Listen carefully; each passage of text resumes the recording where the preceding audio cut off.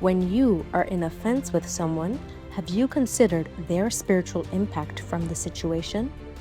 Dealing with offenses goes much further than yourself and your own emotions about the situation that you have been placed in. An offense itself is a situation that is intentionally designed to strip you as a person and bait you to step outside of the will and character of Christ. It is natural to feel wronged after being offended. However, there are always paths we can take during the trial of offense. We can either choose to take on this as a stumble or use this occasion to be a stepping stone in our journey. In doing so, no roots of bitterness will form as we cry out to God for strength.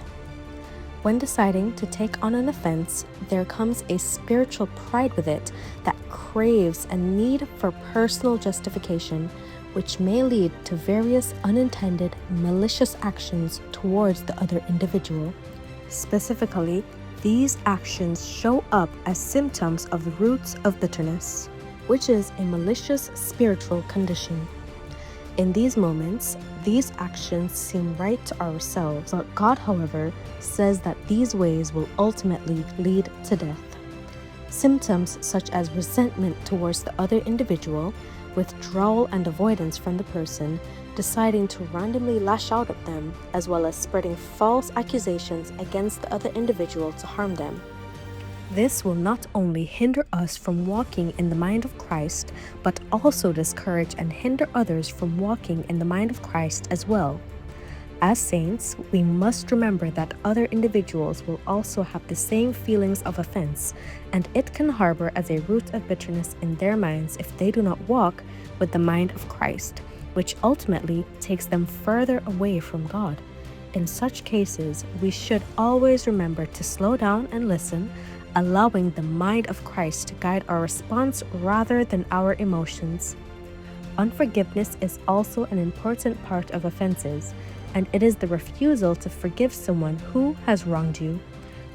As children of God, it all boils down to the conscious decisions we make in moments of weakness that determine our faith.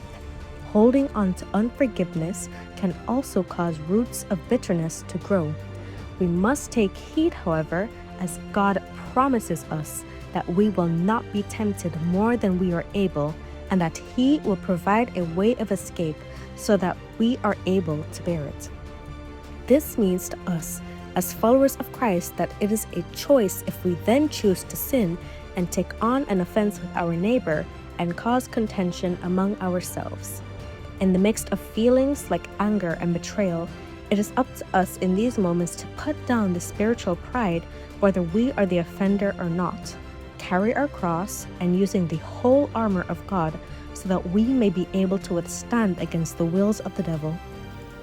Many times, this offense becomes deep-rooted and can stay with us as far as even when the person that we are offended with passes away. In such conditions, God uses a special tool to remove the deep-rooted wounds and the roots of bitterness so that we are freed from the implication in our lives. Thank God for His holy sickle and the tools that will uproot even the deepest and long-standing offenses that we have with others. At the end of the day, Jesus calls us to be peacemakers in situations where offenses try to butt up, calling us children of God in such times.